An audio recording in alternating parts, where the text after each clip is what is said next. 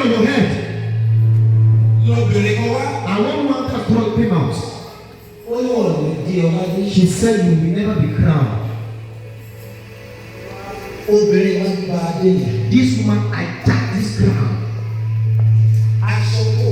The regalia you wear, she collects it. That means what you are passing through is not ordinary. It's not ordinary. You are not the first one, are you? No. You are the king of your family. Maybe they are rich in your family before. That money is just money for granules. You will have money, you will be so very rich. Two things is lost in your life this minute: the crown on your head and the garment of royalty.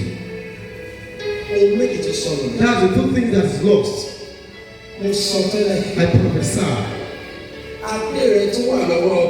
This your crown is the hand of this woman. As from today, amen. Your clothes in her hand. As from today, amen.